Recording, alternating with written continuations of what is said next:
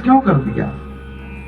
सब है लेकिन फिर भी बछड़ा नहीं होता तो गाय दूध नहीं देती, गाय का दूध केवल बछड़ा नहीं पीता, सब पीते। सबरी नहीं होती तो श्री राम ज्ञान उपदेश नहीं देते, लेकिन राम जी का ज्ञान उपदेश केवल सबरी के लिए नहीं है, ये तो जगत के लिए है। इसीलिए तो श्री राम जी ने कह दिया, अरे सबरी तुम्हारे अंदर तो 9 की 9 भक्ति विद्यमान है, जब है तो सुनाया क्यों नहीं? सबरी को तो केवल निमित्त बनाया है, ये कथा तो भगवान ने सारे जगत के लिए सुना दी। सकल प्रकार भगति दृढ़ तोरे, सबरी माता ने कहा आपकी स्तुति कैसे करें? अधम जाति में जड़मति भारी, अधम जाति जड़ बुद्धि, अधम ते अधम, अधम अति नारी, उसमें भी नारी, मति मंद हूँ, गवार हूँ। भगवान ने कहा ये सब कुछ मैं नहीं देखता, मेरा तो जीव का भक्ति का नाता है, जिसके जीवन में भक्ति होती है वो मुझे प्राप्त कर लेता है। मानो एक भगति कर नाता, अब वो किसी भी जाति से हो, किसी भी समाज से हो, कोई भी वर्ण से हो, उस सब से कुछ मुझे लेना देना नहीं है। जिसके जीवन में भक्ति है उसको भगवत प्राप्ति हो जाती है। राम जी ने पूछा, कंदमूल फल लेकर के सबरी मैया आए हैं, कंदमूल फल सुरसकति दिए राम को भगवान ने प्रेम पूर्वक खाया, प्रेम सहित प्रभु खाए, बारंबार बखाए। सबरी के वेद, सुदामा के चावल, कर्माबाई का खिचड़ा, वो तो विदुरानी के यहाँ भगवान ने केले नहीं केले के छिलके खा लिए। दुर्योधन की मेवा त्यागी, साग विदुर घर खाई, सबसे ऊंची प्रेम सगाई, प्रेम सगाई। सीता जी के बारे में कुछ जानकारी है, आप पंपा सरोवर जाइए। सबरी माता ने कह दिया, पंपा सरहु जाऊ रघुराई, श्री राम जय जय राम, कहा होई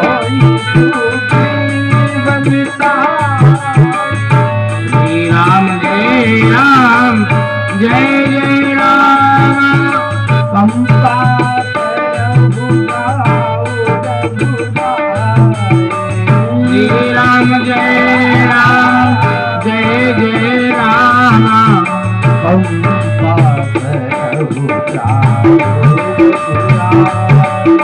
श्री राम जय राम जय जय राम। पंपा सरोवर आप जाओ, वहाँ आपकी मुलाकात ग्रीव से हो जाएगी। जैसे ही सुना तो पंपा सरोवर की तरफ श्री राम प्रस्थान करने लगे।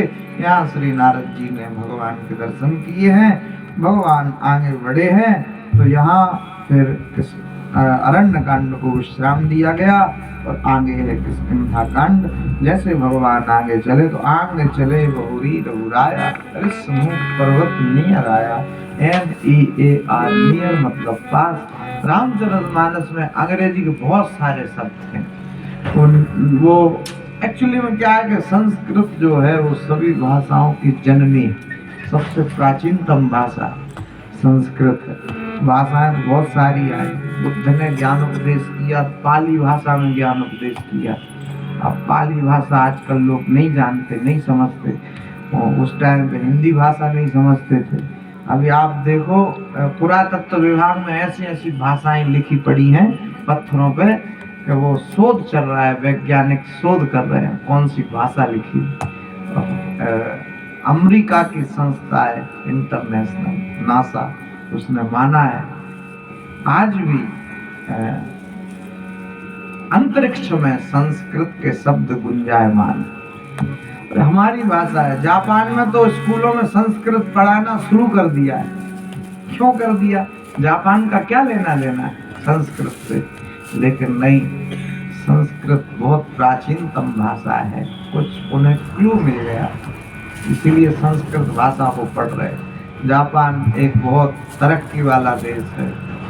बुलेट ट्रेन जो है, बुलेट ट्रेन जापान नई भारत के लिए दी, सबसे स्पीड में चलने वाली ट्रेन। अच्छा देश है जापान, सबसे ज्यादा लोग जीते हैं जापान में, तो समुद्र की सब्जियां खाते, अब सिंगाड़े तो हम समझते हैं, लेकिन और भी बहुत सारी सब्जियां जो पानी के अंदर होती हैं, समुद्र के अंदर, वो उसको खाते हैं जापान के लोग। अच्छा देश है जापान।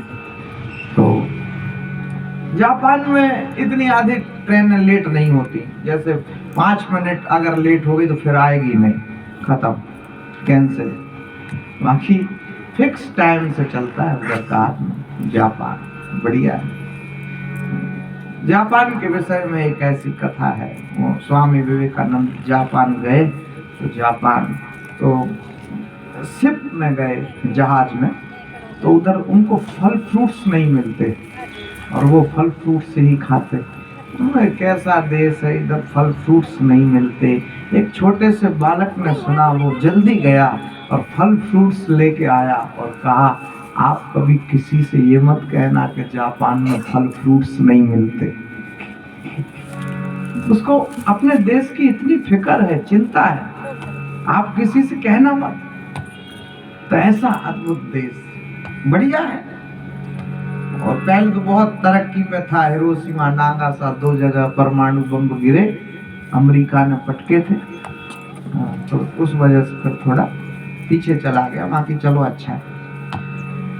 तो मैं निवेदन करूं कि भगवान आगे बढ़े तो कहाँ पहुंचे, ऋष्यमुख पर्वत नियर आया। वहां कौन रहता है, तारा सचिव सहित सुग्रीवा, सुग्रीव रहता है। सुग्रीव ने हनुमान जी से कहा, वो 2 कौन चले आ रहा है, जरा पता लगाओ। ब्राह्मण का वेश बना करके श्री हनुमान जी गए। हनुमान जी ने मुलाकात की, भगवान श्री राम से कहा, आप सुग्रीव से मित्रता करें, और भगवान आ गए तो भगवान ने सुग्रीव से मित्रता कर ली। कथा थोड़ा शॉर्ट में ही कर रहे हैं, आपको विस्तार से सुनना है तो आप समझते ही। सुग्रीव से मित्रता कर ली क्योंकि हनुमान जी बीच में थे, वरना करते नहीं। लक्ष्मण ने तो रोका, अरे सीता जी के आभूषण बताते घूमता, इतनी क्षमता नहीं इसमें रावण से युद्ध कर सके। आप एक काम करो, इससे मित्रता मत करो। किंतु फिर भी श्री राम जी ने सुग्रीव से मित्रता कर ली। सुग्रीव अपनी व्यथा को रोने लग गया। भगवान की कथा है, जीव की व्यथा है, कथा भी अनंत, व्यथा भी अनंत। व्यथा यही है, परिवार के लोग सुनते नहीं हैं, सिर में दर्द रहता है, हम तो बहुत परेशान हैं। एक लड़का है, सुन ही नहीं रहा है, बहू घर में आतंक करती है, अब क्या करें। यही व्यथा है। सुग्रीव ने कहा, हम और हमारा भाई दोनों में बड़ा प्रेम, लेकिन जितना अधिक संसार में प्रेम है उतनी अधिक ही दुश्मनी होगी। अगर होगी तो, नहीं होगी तो नहीं होगी। संसार का नियम ही ऐसे, जितना अधिक प्रेम होता है उतनी अधिक दुश्मनी भी हो जाती है। बाली और सुग्रीव दोनों एक दूसरे को देखना भी पसंद नहीं करते। क्या हुआ कि मायावीर दैत्य आया, उससे लड़ने के लिए बाली जाने लग गया। बड़ा पराक्रमी शक्तिशाली बाली था, नजर भर के शत्रु को देखता तो उसका भी आधा बल बाली के अंदर आ जाता। दोनों एक गुफा के अंदर प्रवेश कर गए। बाली ने कहा, इंतजार करना 15 दिन तक। हम 15 दिन तक बाहर बैठे रहे। देखा तो सफेद खून की धार बह निकली। अब बात ये हो गई कि बाली का खून भी सफेद था और उस मायावीर दैत्य का खून भी सफेद था। तो हम तो ये सोचने लगे कि मायावीर दैत्य ने बाली को ही मार दिया, क्योंकि ये सफेद खून बह निकला। सफेद खून बह निकला मतलब बाली मर गया। मिसअंडरस्टैंडिंग हो गई। हम तो डर गए। बहुत बड़े पत्थर से हमने उस गुफा के मुख को बंद कर दिया, पर बाली तो इतना बलशाली था कि उसने मायावीर दैत्य को मार ही दिया। गुफा में से बाहर निकला, अपने बाहुबल से पत्थर हटा करके बाहर निकला और गदा उठा करके हमें इतना पीटा, इतना पीटा, इतना पीटा कि क्या बताएं। इस पर्वत पर छुपे रहते हैं, क्योंकि इस पर्वत पर बाली आता नहीं है, उसको श्राप है। इस वजह से वो इस पर्वत पे आता नहीं है, तो हम तो छुपे रहते हैं। भगवान ने सुग्रीव की व्यथा को सुना और आश्वासन दे दिया, तुम चिंता मत करो। व्यथा समाप्त हो जाती है जब तुम राम की शरण में चले जाते हो। तो मतलब क्या, ये तुम्हारी जो व्यथा है, ये दुख की बात है, ये संसार को नहीं सुनाओ, या तो गुरु को सुनाओ या तो भगवान को सुनाओ, वही निवारण कर दे, वही निवारण कर दे। तो सुग्रीव ने अपनी व्यथा जब श्री राम को सुनाई तो भगवान ने निवारण कर दिया, आश्वासन दे दिया, बिल्कुल चिंता मत करो। सुन सुग्रीव मारी हूं बाली एक ही बाण, घोषणा कर दी, एक ही बाण मारूंगा, किसी की भी शरण में चला जाए नहीं बच सकता। ब्रह्म रुद्र शरणागत गए न रही प्राण। सुग्रीव को विश्वास नहीं होता, ऐसी बातें करता तो भगवान ने एक साथ बाण चलाया और 7 ताड़ के वृक्ष कट के फेंक गए। उसे भी विश्वास हो गया, ये कर सकते हैं, इन्होंने कहा है करेंगे। सुग्रीव जाता है, बाली को ललकारता है, बाहर निकलो बाली। बाली उठा करके गदा जाने लगा लड़ने के लिए। बाली की पत्नी जिसका नाम तारा, उसने बाली के चरणों को पकड़ लिया, प्राणनाथ लड़ने को मत जाओ। बाली का दिमाग आउ, तू चूल्हा चौके पर ध्यान दे, लड़ने को मत जाओ। जाऊंगा मैं। बोले जो आपके सामने नहीं आता, आपसे छुपा छुपा घूमता, आज वो आपके समक्ष आपके महल में आकर के आपको युद्ध के लिए चुनौती दे रहा है, मतलब साफ वो अपने बल से नहीं बोलता, वो तो श्री राम जी के बल से बोलता है। निर्बल केवल राम, इसका कोई बल नहीं, उसका बल है श्री राम, अपने बल से नहीं बोलता, श्री राम के बल से बोलता, मत जाओ। बाली ने पत्नी को समझाया, धीरज रहा, कह बाली सुनो वीर प्रिय, श्री रघुनाथ जी जो हैं, राम जी जो हैं, वे तो समदर्शी है। कह बाली सुन वीर प्रिय समदर्शी रघुनाथ, श्री रघुनाथ जी समदर्शी, जो कदाचि मोहे मारे, वैसे तो नहीं मारेंगे लेकिन कदाचित मार ही दिया तो पुनि हो सनाथ, अब तक तो अनाथ हूँ, मार देंगे तो फिर उनका हो जाऊंगा, तुम चिंता मत करो। ऐसा वाली ने समझाया, आया है वाली, दोनों के बीच में घनघोर युद्ध हुआ, किंतु भगवान ने कुछ कदम नहीं उठाया। खूब सुग्रीव पिटा, उसने दौड़ लगा दी, भगवान के पास आगे कहते, आप कहते एक ही बाण एक ही बाण एक ही बाण मारेंगे, कहाँ गया एक ही बाण। भगवान ने कहा हमें क्या पता कि तुम लोगों के साथ ये भी समस्या है। तो काय की समस्या, तो क्या कि तुम दोनों एक ही रूप में हो, एक रूप तुम भ्राता दो, अब हम किसको मारे किसको नहीं मारे हम खुद कंफ्यूज हो रहे।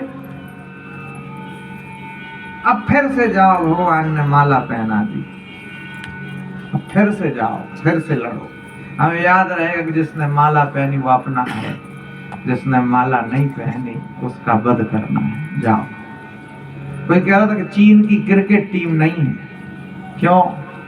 तो क्या सब एक जैसे लगते, इतनी सी आंख है, वही हाइट, वही आउट हुआ वही फिर आ गया, पता ही ना चले। ठीक, एक कोई कह रहा था हमारा चीन में नामकरण संस्कार से नहीं होता। हमने कहा फिर कैसे होता? तो बर्तन को लेते ऊपर से गिरा देते और आवाज निकली चिंग, तो नाम रख दिया चिंग। ऊपर से बर्तन नीचे गिरा और आवाज निकली चांग, तो नाम रख दिया चांग। तो कोई ऐसे मजाक में ही कह रहा था, आप लोग सीरियसली मत लेना। दुनिया की सबसे कठिन भाषा चाइनीज, और उस पर भरोसा कर नहीं सकते। चाइनीज माल सस्ता होता है और चले तो खूब चले, न चले तो कोई भरोसा नहीं।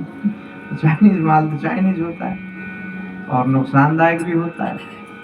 ये तो ठीक है, जो है जैसा है बढ़िया है। चाइना से फैक्ट्री अब भारत आने लग गई, तो आने वाला कुछ नहीं, प्रदूषण दे के भाग जाएंगे। उन्हें वो यही देखना है मजदूरी कहाँ सस्ती मिल रही, कौन से देश में, वहाँ फैक्ट्रियां लगाएंगे, प्रदूषण देंगे, काम अपना निकालेंगे, निकल जाएंगे। यही चल रहा है, दूर की सोच। खैर, तो ऐसा हुआ, भगवान ने माला पहना दी, तिलक लगा दिया। विजय के लक्षण, माला विजय के लक्षण। मंडन मिश्र का शास्त्रार्थ हुआ शंकराचार्य जी से, दोनों को एक एक माला पहना दी। तो मंडन मिश्र हार गए, लेकिन वो हार नहीं मानते। पत्नी निर्णायक बैठी निर्णय करने को, उसने कहा कि हार गए। क्यों हार गए? बोले आपके गले में जो फूलों की माला है वो मुरझा गई, हार गए। इनकी जो माला है वो जहां की तहाँ है, ये जीत गए। शंकराचार्य खुश हो गए। अरे बोले सुनो, खुश मत हो, क्यों? आधे हारे हो, अभी हम हैं, हम इनकी अर्धांगिनी, अब हम शास्त्रार्थ करेंगे। तो मंडन मिश्र का तो नाम ही था साहब, काशी में इतने बड़े ज्ञानी थे कि उनका तोता भी संस्कृत में बात करता था और वेदों का उच्चारण करता था, इतने बड़े ज्ञानी। फिर पत्नी ने शास्त्रार्थ किया, उसको भी श्री शंकराचार्य जी ने हराया, आदि गुरु शंकराचार्य, जिन्होंने 4 मठों की स्थापना की। तो माला विजय का प्रतीक है, भगवान ने माला पहना दी। तिलक विजय का प्रतीक है, तिलक। जैसे भगवान ने सुग्रीव रावण के भाई विभीषण का तिलक कर दिया, लंकेश कह करके बुलाना शुरू कर दिया। अब आगे लंका के अधिपति तुम हो, माला पहना दी, पहले ही घोषणा कर दी। श्री राम जो करे सो करे, जीत के जो बांट दे वही तो परमात्मा है। अच्छा तो कृष्ण कह देते कि अच्छा कंस से हम लड़े, कंस को हम मारे, तो ये राज्य तुम्हें दे दें? नहीं, जीतने के बाद भी श्री कृष्ण ने राज्य दे दिया अग्रसेन को। आप संभालो, आपका ही राज्य है अग्रसेन। उसने पिता को भी कैद खाने में बंद कर दिया था। कंस इतना खतरनाक राजा था, खतरनाक राजा था। गर्भ में बालक हो तो ऐसी स्थिति में स्त्रियों के लिए पूजा पाठ जब तक में ज्यादा ध्यान देना चाहिए। अगर किसी की छाया भी बालक के ऊपर पड़ जाती है तो वो दुष्ट प्रवृत्ति का जन्म ले सकता है। कहते हैं जब राजा उग्रसेन थे, उनकी पत्नी जंगल में गई, गर्भवती थी, तो दुर्मल नाम के दैत्य की नजर पड़ गई, छाया पड़ गई, पेट में कंस जन्मा। नारद जी ने देखते ही कह दिया, अरे दादा ये तो बहुत खराब है, तुम्हारे पूरे खानदान का नाश कर देगा, इतना खतरनाक है। उग्रसेन जी इतने डर गए, उन्हें तो समझ नहीं आया। तो उन्होंने क्या किया, एक कांसे के कटोरे में इस बालक को रखा, लता पत्ताओं में ढाक दिया, छोटी सी नाव में रख के और जमुना नदी में बहा दिया। और सूरसेन को मिला, ये नाव से चली आ रही क्या है? कांसे के कटोरे में था, सूरसेन ने उसका नाम कंस रख दिया, पाल पोस के बड़ा किया। उसे आइडिया ही नहीं, वसुदेव ये कंस साथ में ही खेले, उसे आइडिया ही नहीं। एक दिन नारद जी आ गए। नारद जी ने कहा तुम यहाँ का, तुम तो राजकुमार हो मथुरा के। हम राजकुमार? ऐसे कैसे? नारद जी ने पूरी बात बता दी। उसे गुस्सा चढ़ी, उसने कहा हम यहाँ का, हम अपने राज्य को लेंगे। तो तलवार लेके सीधा गया। उग्रसेन से कहा कि जिंदा बचना चाहते हो तो सिंहासन हमें दे दो। सब डर गए। उग्रसेन को कैद खाने में बंद कर दिया और राजा बन करके कंस बैठा है। ऐसा कंस था। ये सब विजय के प्रतीक हैं। विजय। अब घनघोर युद्ध हुआ। छुप करके भगवान ने बाण मारा जो बाली को लग गया। सुग्रीव खुश हो गया। बाली जमीन पर पड़ा है। भगवान ये देख करके श्री राम नजदीक पहुंच गए। बाली ने भगवान से क्या पूछा, सुनिए आनंद के साथ।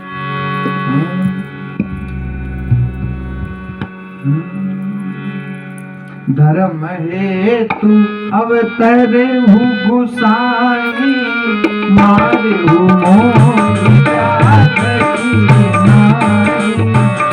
श्री राम जय राम जय जय राम, श्री राम जय राम जय जय राम। मैं बेरी सुग्रीव प्यारा, अब गुण कवन नाथ मोहि मारा। श्री राम जय राम जय जय राम, श्री राम जय राम जय जय राम। मैं बेरी सुग्रीव प्यारा, अब गुण कवन नाथ मोहि मारा। श्री राम जय राम जय जय राम, श्री राम जय राम जय जय राम। वैरी सुग्रीव प्रिय हो गया। क्यों मारा? कौन से अवगुण से मारा?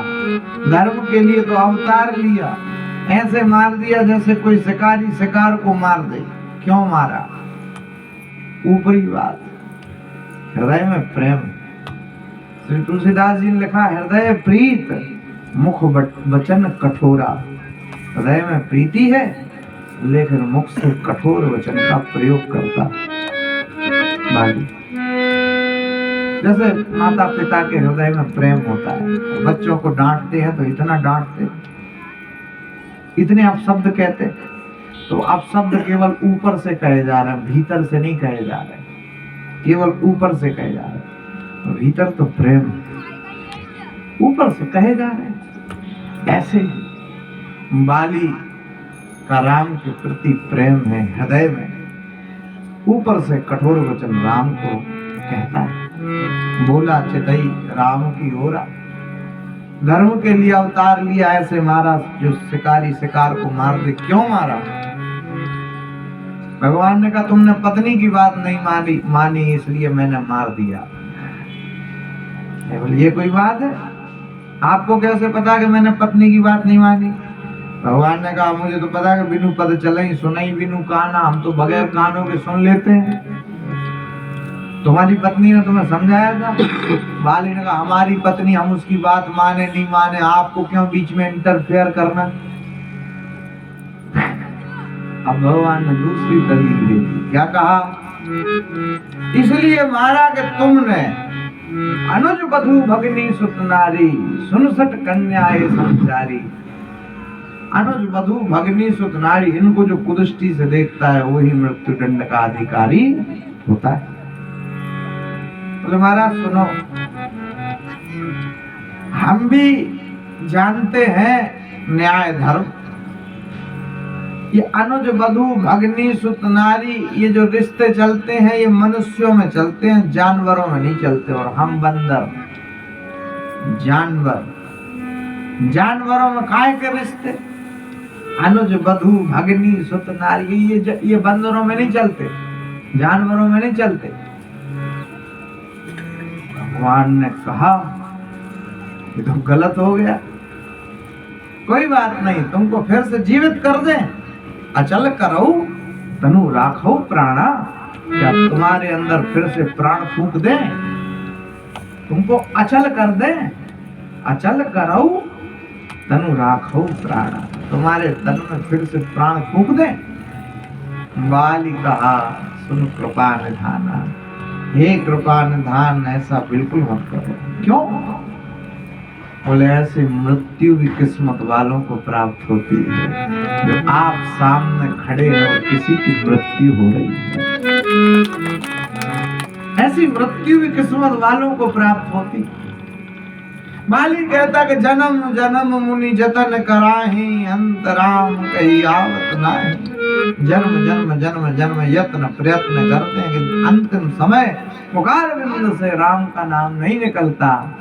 और हमारे समक्ष तो श्री राम साक्षात ही खड़े हैं। ऐसी मृत्यु सबको चाहिए।